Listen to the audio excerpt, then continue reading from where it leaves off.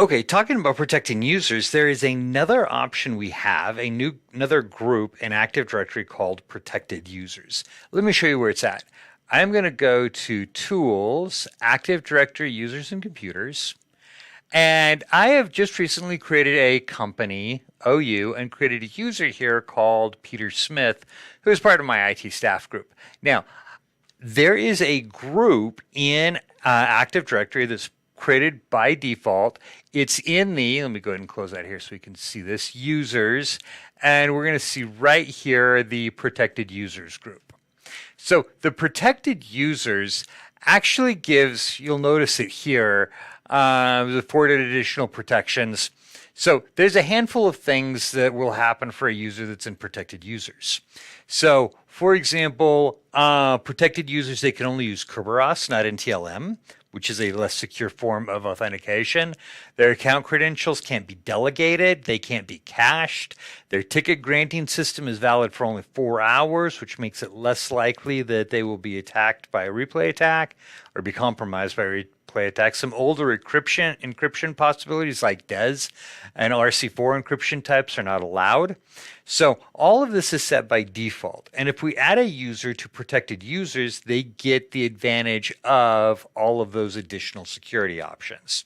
Now, the drawback to that is that those settings cannot be modified, right? So I can't say, hey, I want all of those settings except I want to change this one.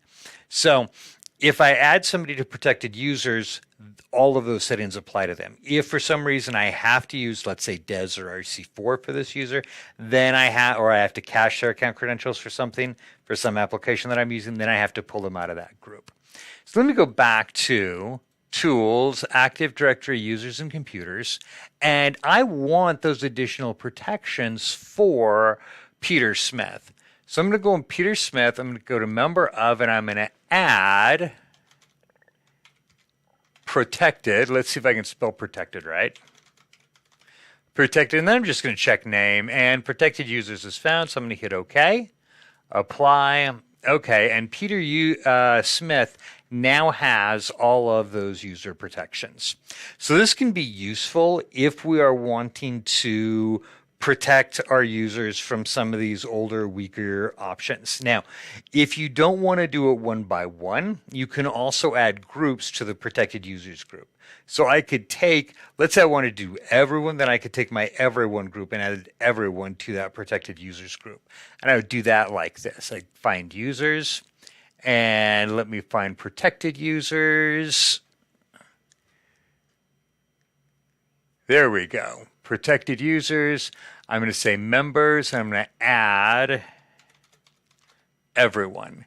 Click check name. Won't let me use the everyone group. I was afraid of that. That's okay. I can add my individual groups like,